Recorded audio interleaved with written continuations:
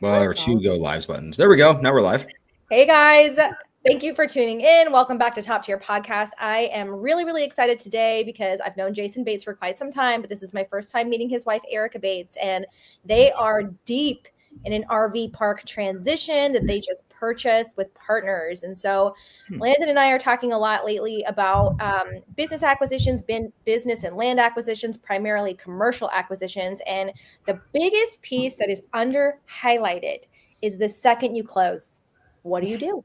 Yeah. What happens? What does it look like? And not just the first week when you go, okay, yay, utilities are on and like the bank account is set up and we got the money and all this stuff. No, it's like week 3, week 4, end of Q1. What does that look like? And so I want to give Erika and Jason a chance to tell us, how they picked RVs, a little about their RV fund, how they landed in Texas.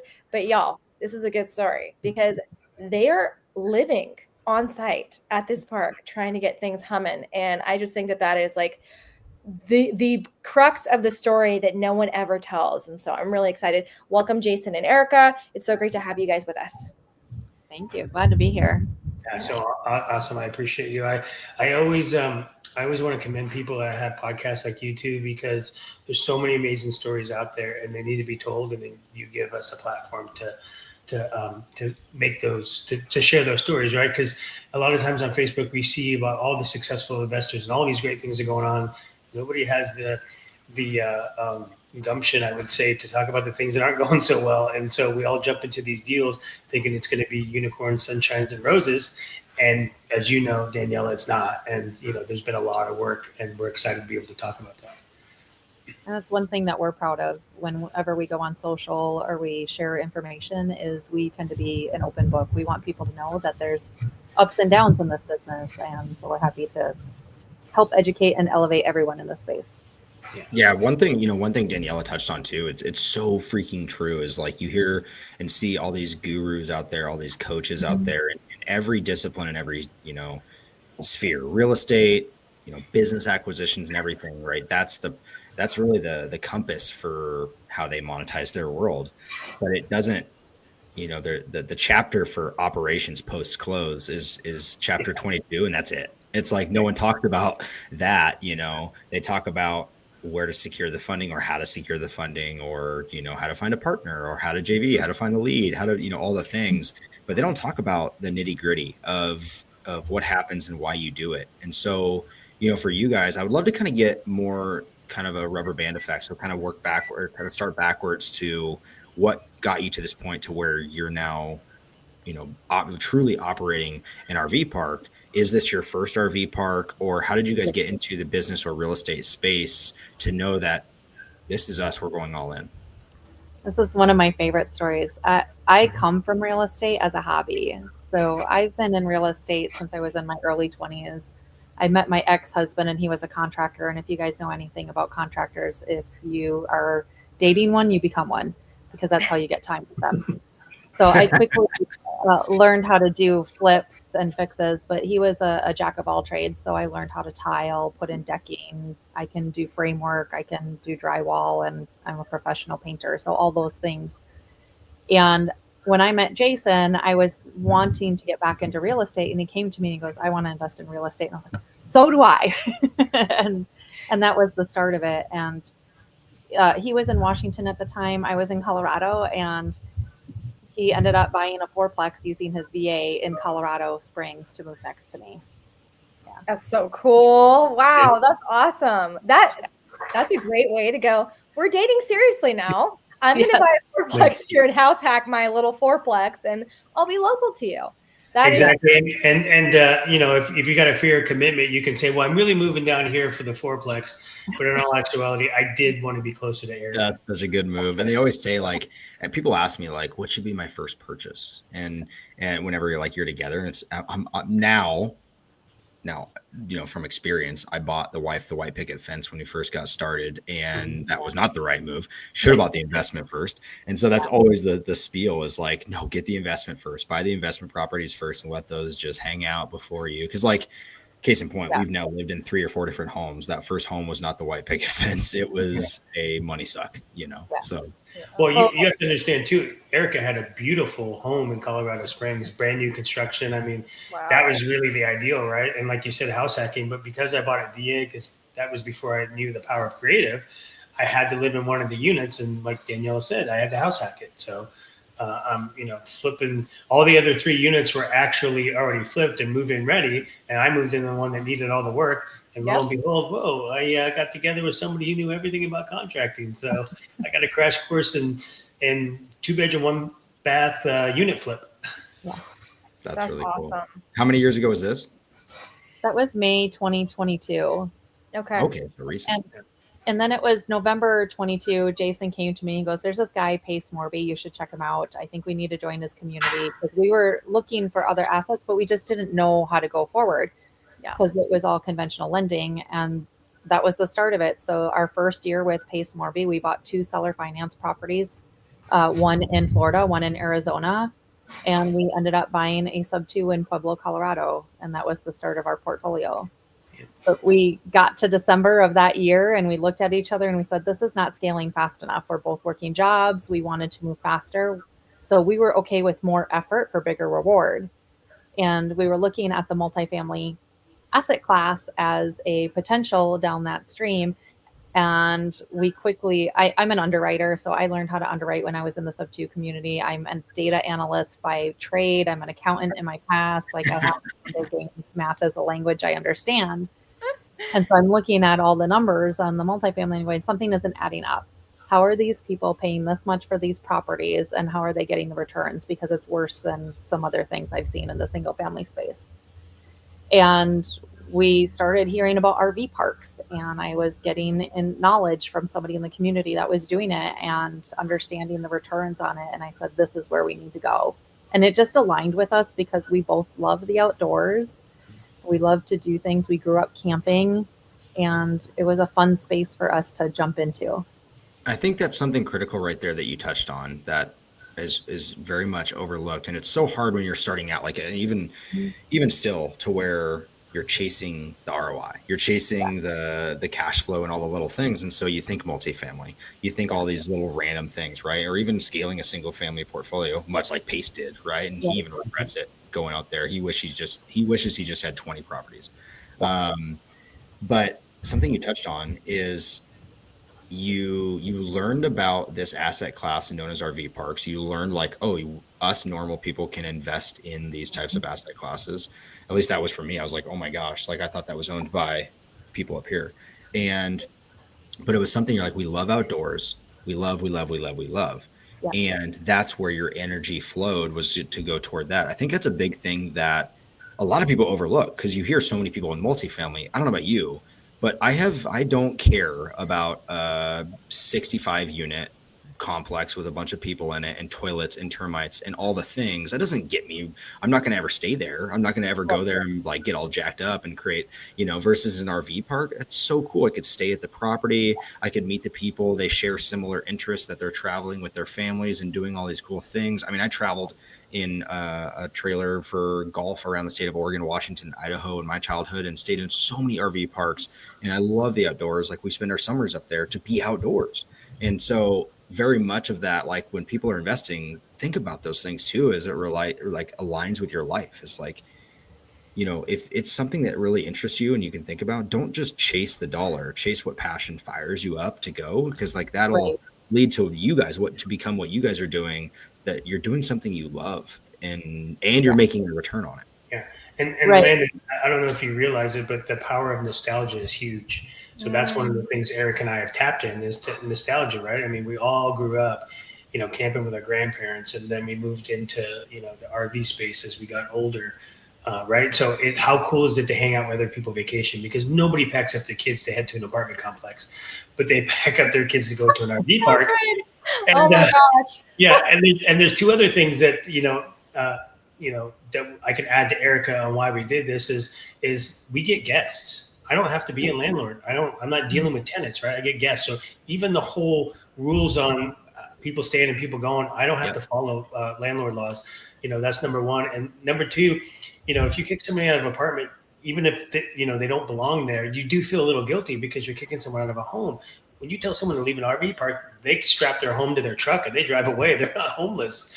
So, it's a completely different atmosphere. And we have been really enjoying it. It's just so fun to just greet guests and just say how much fun are you having and what can we do to make it. It's exactly right. That's another really good point because, I have a smaller short-term rental portfolio like Airbnbs in Montana and Arizona and whatnot. And very much everyone traveling to any one of those properties, which are set up for mostly vacations. So people are coming here like very excited. So you'll notice like a lot of my automated messaging and my interactions are like, hey, so excited to have you down here. Like, how can we make this trip even better for you? What's it going to be? Do you want a private chef? Do you want a hibachi table? Like, what can we do?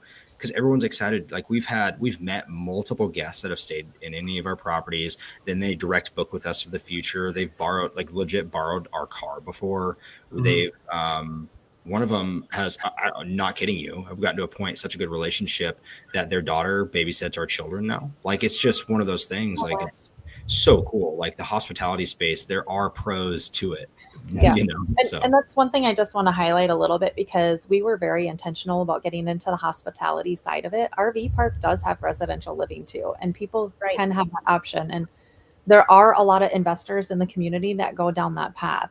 So it's about understanding why you're going after what you're going after from an asset class and really honing in on what that is, because this is a bigger gamble too. When you go into the hospitality marketing space, as you may know from doing that, you're constantly on marketing and having to get people into your property. It's not a set a tenant and done and walk away. It's the engagement, it's Facebook, it's SEO, it's a lot of work on the back end to drive those people into that facility. But we knew that going in and we learned about that before we went into this space. Yeah. That's super interesting. Okay, so you guys get together, you start real estate investing, now you're into RVs, you're looking at RVs, and I'm sure one of the biggest questions was, how do we pay for this? How do we get into this? And I noticed a while ago that you guys had put together a fund, and that makes so much more sense to me from your data analyst, CPA, mathlete background, right? Like for me, I look at models and I can look at the bottom row and go green, green, green, red. No, right? Like I can input the numbers, formulas, not for me. But funds are trendy. They are. Understand how much work they are, how expensive they are, how much compliance is involved. And so I'm super curious how this kind of percolated and how it's gone. Yeah, I can talk about that, Jason, and take that one. So when we decided we were going into the RV park space, that was the question, is we knew that we had to figure out how to fund these. And we knew traditional banking would probably not be the best, especially in this space, because 90% of RV parks are owned by grandma or mom and pop. They're aging baby boomers that got into it. And so their books are not good enough to be able to go get that fancy SBA loan. And so, and let's face it, sometimes they need to have $1 million down. And I don't know about you, but I don't want to have $1 million liquid. And if I did, I'm not going to put it all in my own portfolio like that.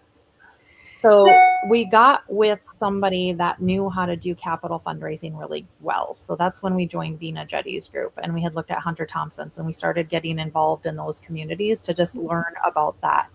And we hired an SEO lawyer, or SEC lawyer, SEC lawyer, that was able to set up the fund and understand our business model and what we were going after so that we could go after it and be compliant with it. And that's one thing that's really important to highlight, because a lot of people come to me and they ask about investing in RV parks, and they're like, well, I'm just going to go raise money. Whoa. You may automatically, by just doing that, set yourself up to be SEC compliant, and you didn't even know it, and you're not following the rules and guides. And if you go under an audit, that's a huge risk. So for us, it was important to immerse ourselves into experts that had that knowledge that we could learn and grow from it. Fantastic. So did you guys actually end up using the fund for this park? We did not, because last year when Jason and I were doing this RV park space, we were doing everything from acquisition to getting it to close. And we had actually got under contract on 3 parks, taken 2 of them all the way to the closing table and walked away. So we Wow. had three parks that we ended up walking away from last year. And the amount of effort that it took to get those parks there from beginning to end was ginormous. So we ended up aligning to partners that had a specialty in capital raising. That's all they do. And so we're taking them, and we've split how we've navigated that shared space. So if you think about it, when you're acquiring an asset, you have capital raisers, you have acquisition side. So Jason and I are fully acquisition side now. They're fully capital raising, and then we're doing a shared operations. That's fantastic. That's huge. And I think that's also so underlooked, right? How many people are like, I'm going to go buy an RV park? No, you're not, bro. No, you're freaking not. Because the commercial acquisitions take so much work, knowledge, expertise. Chris Landon and I are partners in commercial acquisitions and business acquisitions. And each one of us is excelling at different things and pushing the ball forward in different ways. I would not, nor could I, nor do I have the time to make sure that I alone, Daniela Devine, can assume a transaction like that.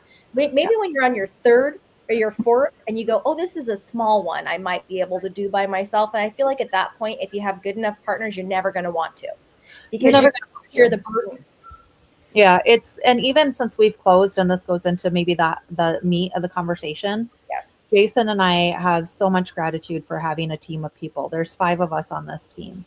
And the amount of effort that is going into the operations side, we are all of us are working 12, 14-hour days since closing. Because we have our other things that we already had in the pipeline that we cannot ignore. Jason has his transaction coordination. I have a day job. And then you add on, basically you just bought yourself a full-time job until you get things stabilized. So let's jump into that, because that is the part where everyone goes, I can't tell you. And I know we're all in the same space. So we've all heard it. I'm going to buy a business and I'm just going to get an operator.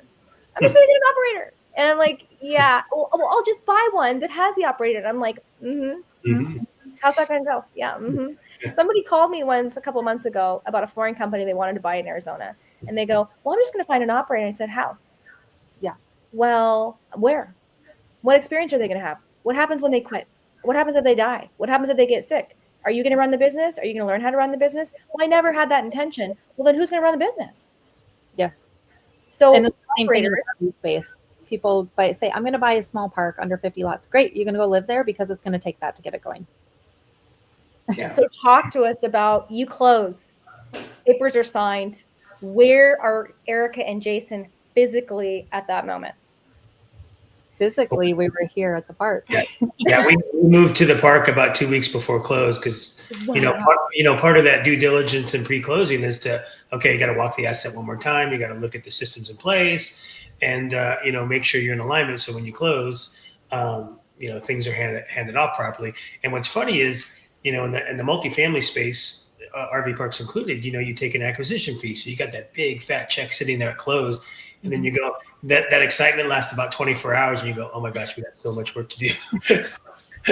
and so it begins. And I just feel so blessed, because I'm a visionary and Erika's an integrator. And there's no way this transition and this operations role would have happened without, Erika's oversight in that area, because there's just so many moving parts, as you guys know. And so we had tried, as hard as we tried to hire a manager before we closed on the park, we could not find a manager. Wow. And we were trying to interview management companies, but because we're scaling this business, no management company really wanted to touch it, or would they do what we needed them to get the profits up first. Yeah. So we had to come in, and Jason was operating as the park manager. And within 3 days, our systems shut down. They completely locked us out of receiving bookings for a week, or no, was it 9 days? 9 days. Oh my God. And 9 days? 9 days without software to take bookings, because this company, I won't say who it is, decided that they were not going to partner with us and be good partners through the transition. Well, really what they did is they told us that the process was A, B, and C. What they didn't tell us is, okay, we're going to shut down the old system until your new system is up and running. Well, if that's the case, we should have had this conversation 2 weeks before close. Yeah. Not after we take operations and we can't take bookings for the first 2 weeks. That is just crazy. It was crazy. And then it wasn't only that, it was as then you go in and you start implementing things, right? And we got in and started understanding the business. And within the first couple weeks, I identified at least 4 or 5 streams of income that were not found in the underwriting that we never would have known about. And it was just from inefficiencies in the park. So now it's how do we pivot? How do we take advantage of those? And how do we make quick decisions to start recouping those? One of them was the electrical chargebacks. We didn't realize how bad it was because they just lump it all together and they say, hey, this is what we got for rent, but they don't segregate the costs and break it down as you would want them to. But we found out that they were only recouping about 12% of electric costs, but we're going to recoup targeting around 50 to 60%, somewhere in there. So that's a big jump in revenue, which is huge. Yeah. Every little inch like that matters because it's like one, the transition where the system shut down. When you first, for anyone that's never done something like this, when you experience a hiccup like that, what you're doing is you're hemorrhaging money. You're hemorrhaging the opportunity to make money for stability, and you're going, I got to pay my people. I got to pay my syndicators. I got to pay. And yes, if you raise right, you're going to have a cushion, but it doesn't matter because you did not anticipate this particular thing to affect your cushion. You anticipated other things. So there's that immense pressure and stress that starts to build. And then you probably realize this electrical thing and you go, every little bit is like, okay, that's helpful. All right. But then something else, I'm sure, occurred. Right, as it does. And during that time, we did end up finding a manager, and she came in and she's helping to take over the park. Although we also went through the rate increase at that time. And so we've lost people, which is normal because we are the nicest park in the area and it did justify a rate increase. And now it's getting the pool open. And guys, we had no idea what it would take to renovate a 7,000 square foot pool with 250,000 gallons of water. It has been enormous uplift. Yeah, and then I moved from the park manager role to the project manager role because we're building a laundry facility, a shower facility, 25 more pads. Erika and another team member had to take the task of redecorating a 5,000 square foot barnuminium and getting it furnished and ready to go. So we're juggling multiple projects. So we move from one task to the other. I step out of park management and into project management. Erika steps out of operations and into Airbnb prep. Yeah. And we do wear a lot of hats, as on-site operators. That's kind of why we have such a long day, because we go, okay, one task is done, and bam, we get sideswiped by another task that now becomes priority number one. And that was maybe another great learning that we had. And again, there aren't ways to forecast things. So it's how do you adjust to this? Even in our park remodel, we had costs that were estimated for how to get this done. And we know based on industry standards that they were right on par with averages. And then we find out that the electric company won't come in and run power poles until November. And our season is done by the end of September. Yep. And so Jason's done a really good job of digging into that and working with the contractor, the general construction guy, and how do we problem solve? How do we get around it? Some of it comes at a cost, and then it's off-weighing that cost benefit analysis of what does that mean to get this done before season so that we can have the guest experience versus what does that mean if we have to postpone because we're having these issues with the electric. That's so interesting. So how long is this? How long have you lived on site there on this park? We've been here since beginning of March. Yeah. March. Okay, so March relatively 1st. Like you are fresh meat right now. Yeah, we closed March 10th. Okay, and you're heading into the season. Yeah. First 90 days. I'm assuming you're going to stay through the entire season. Or is that not our plan is to exit by July. Okay. There you go. So you'll be able to feel what it feels like when the park starts to fill up and get busy, and probably whack-a-mole some of the issues that come up when there's more and more and more people there. Yeah. And then at a point, you'll be able to go, okay, park manager, you can handle this now. Theoretically, we can leave now for some time.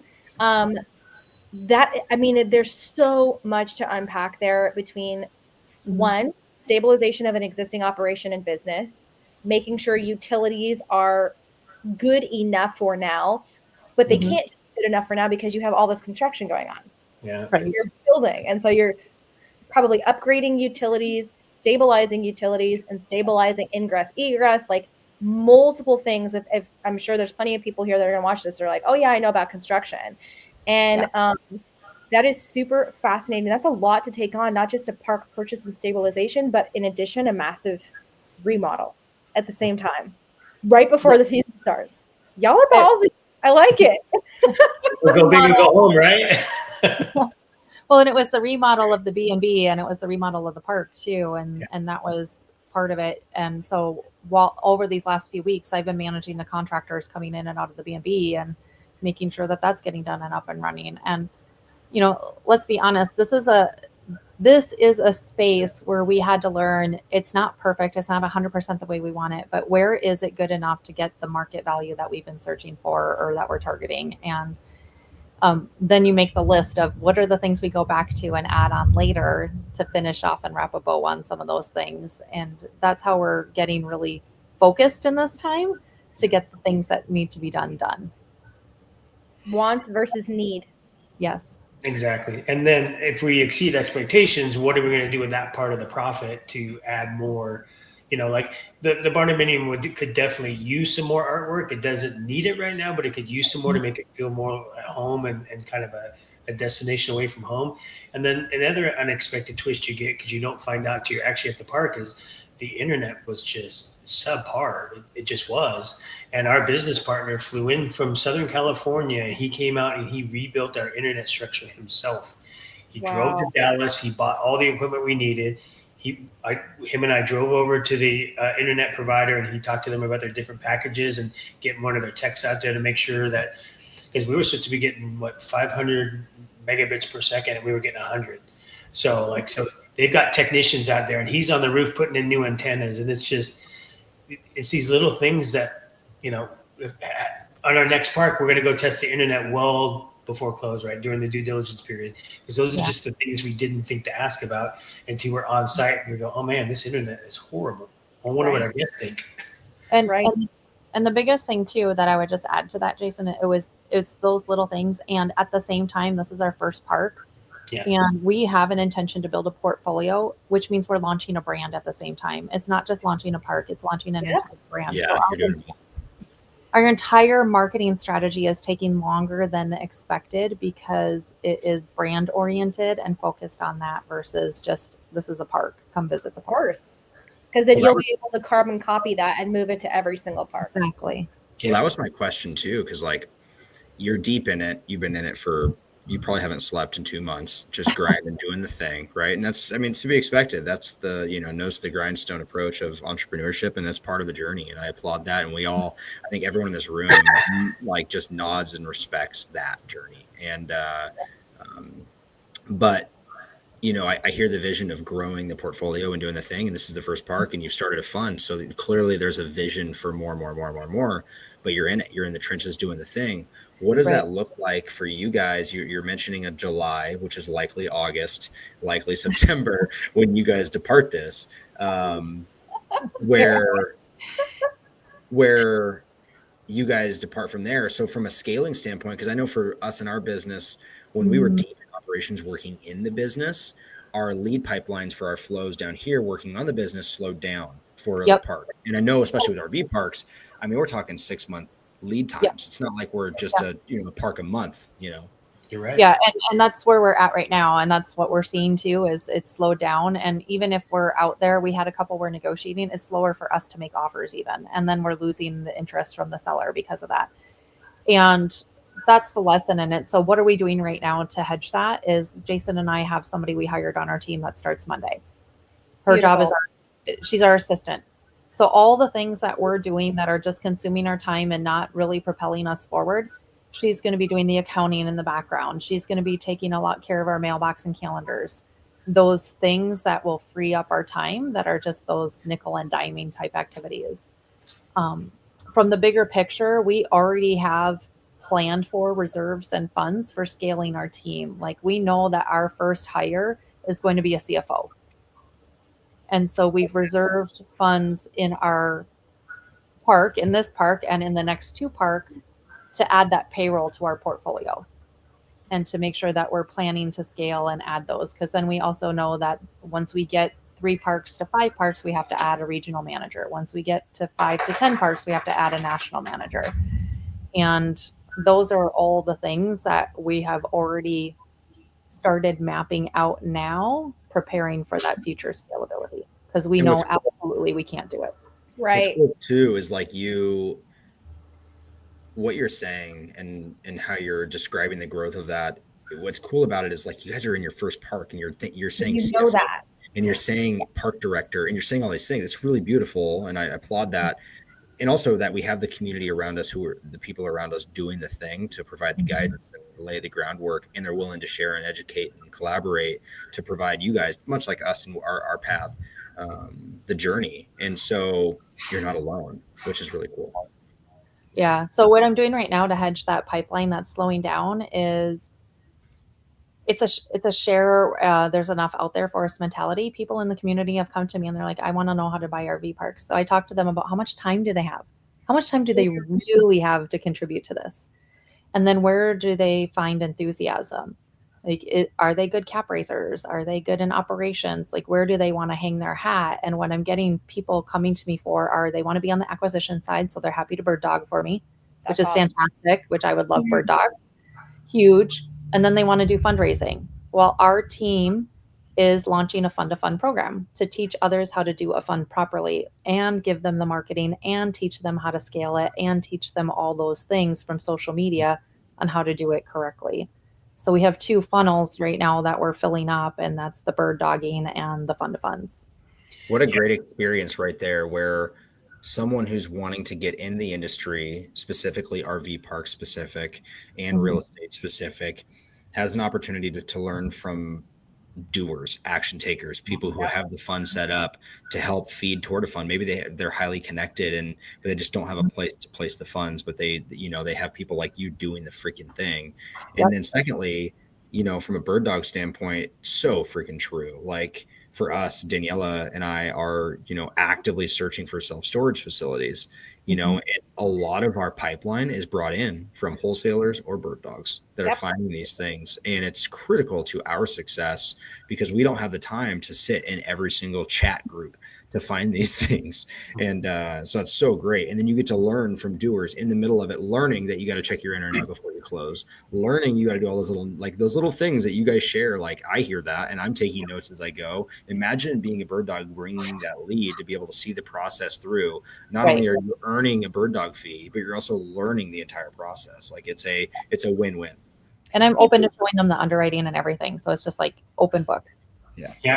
And I'll tell you, so what Erika didn't tell you about those 2 properties we walked away from at the end of due diligence and right before signing was the fact that we went back to the park during its peak of its operation and it wasn't performing anywhere near what the documentation said it was performing. So, in our acquisitions team, it's usually Erika and I, or just me, we fly out to every single park before we sign a contract and we walk it. We talk to the owner. We see how they operate. What tools do they use? How much work are we going to have to put in, like Daniela points out, after close to get it up and running?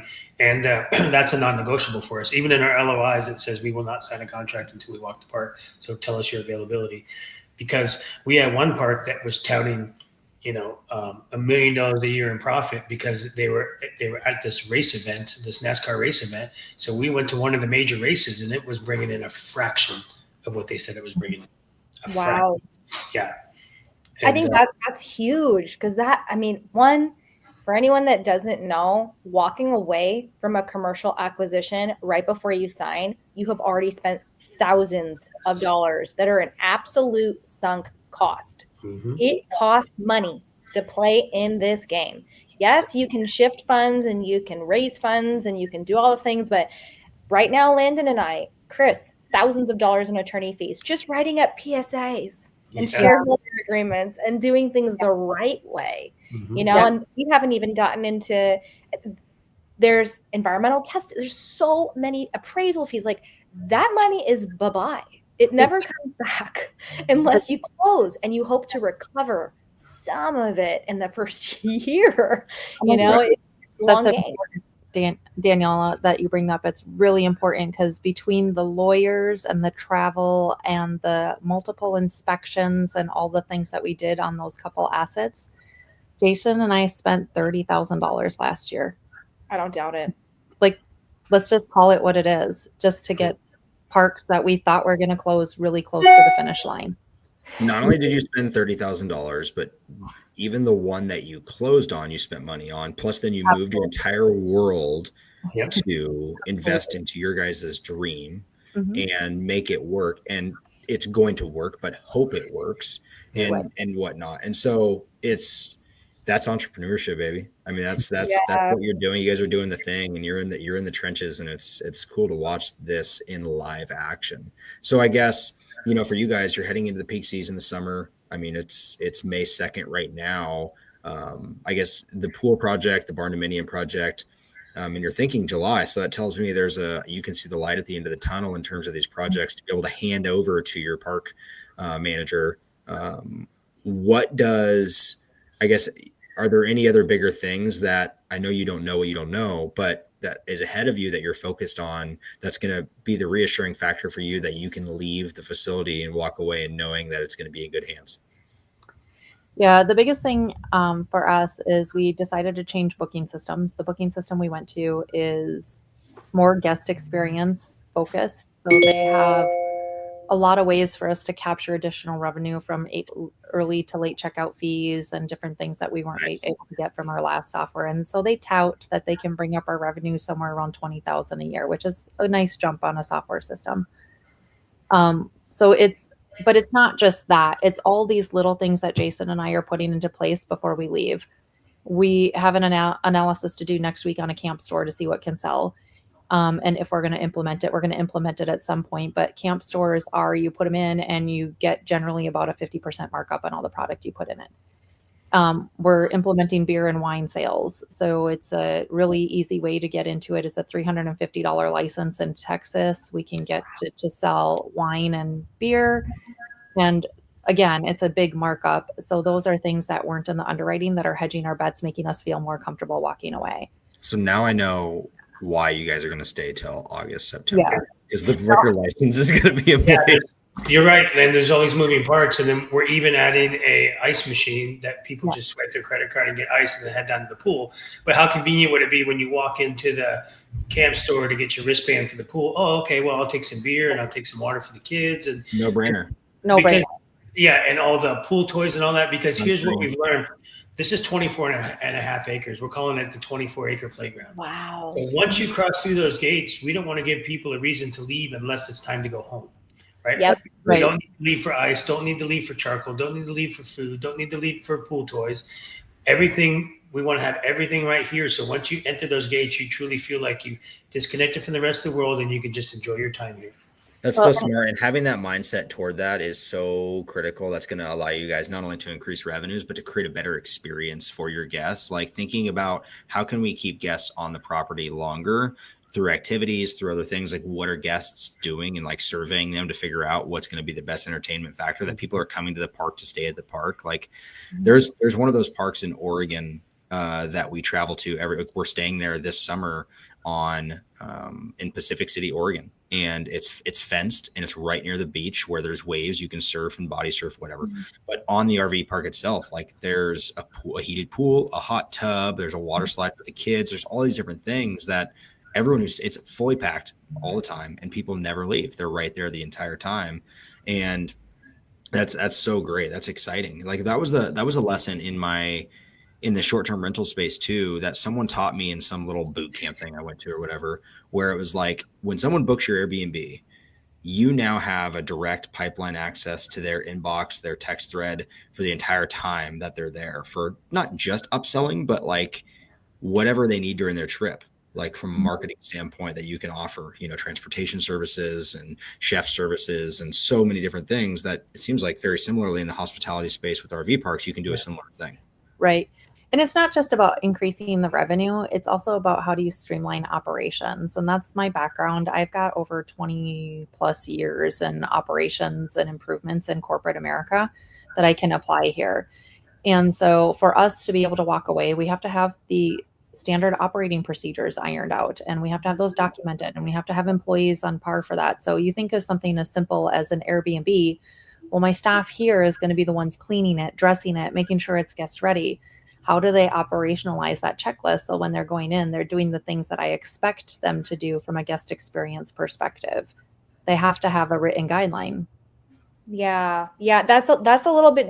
It's definitely different than bringing in teams. Even though there's definitely, I mean, I used to run a much like Landon, but I didn't own the properties. As a fractional COO, I worked for somebody that had about 30 STRs, and we had to create checklists for everything, because even if it was a different cleaning company, you still had to have standard expectations of what needed to occur.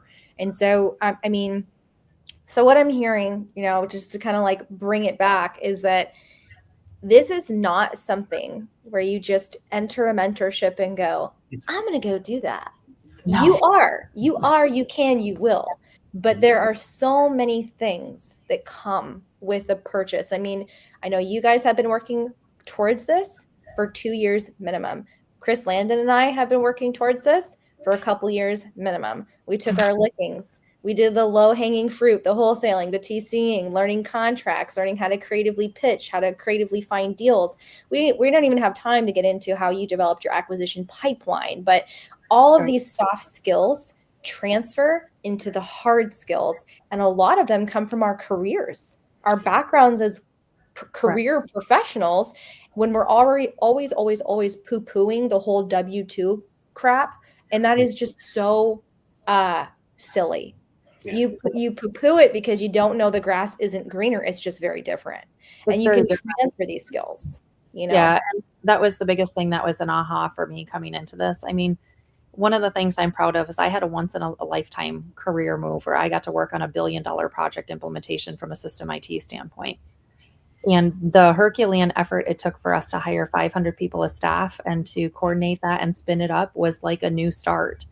And every single skill I learned in that is transferable to our business. Exactly. So, you know, I think, well, one, I'm super proud of you guys. I can't wait to talk to you at the end of the next quarter and to see how it's going. These messages, the checklist that you're developing, which you are, because now you're going to have a how to transition checklist, a walkthrough checklist that's going to look totally different than the one that you were working with before, and all the things. And I'm really, really excited for you guys and your team, and excited to learn from you and just sort of like carry this baton together, because commercial acquisitions and operations is, you have to want it so freaking bad, guys. You got to want it so bad. And I think all four of us, we do. We live it, we eat it, we breathe it, we sleep it, and we get to the fruit of that, you know? It comes back. You definitely sleep it. I don't know how many times she's nudged me at 2 a.m. going, okay, I think I have a solution for that one thing from 2 days ago. I go, oh my God, you weren't sleeping? She goes, nope, but I had the idea. Beautiful. So sometimes that just happens. In the middle of the night, you bolt up and you go, I got a solution, and you got to talk about it so it doesn't disappear into the ether. But that's one of the things that we value, the fact that as a husband and wife, we're business partners. At any moment, we could slip into, oh, okay, I think I got an idea. You have a moment to talk. And you can't always do that with business partners, because you got times that, like, our other business partners are on West Coast time. So we got a time zone issue and availability issue. And so I really consider myself blessed that, you know, one of my business partners, you know, sits right next to me, and it makes life incredibly, incredibly easier than running a standard business. So I just want to make sure that message gets out there too, that, you know, spouses can really work well together as long as you realize that the communication it takes to run a marriage is the same skill set you use to run a business. You have to have open and honest, you know, candor, and you have to be able to speak your mind freely and conversate. And actually, rhetoric isn't dead. It's, we can all have different opinions and talk about it and then come to a shared solution. That's awesome. Landon, any last thoughts before we wrap up? No, I think the only thing is just, where can we find you guys? Yeah. Yeah, I mean, life's about collaboration, right? So what are your handles? Where do you want people to reach out to you? All the things. So, mine is Jason Bates Invests. I'm on there talking about fundraising. We're always talking about RV parks.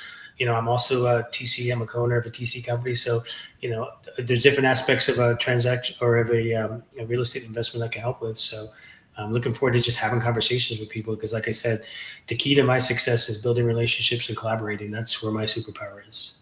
And I would be Ms. Erika Bates on the Instagram. And if you want to find our website where you can see the assets that we have looked at past and future for our fund, it's venturevibesfund.com.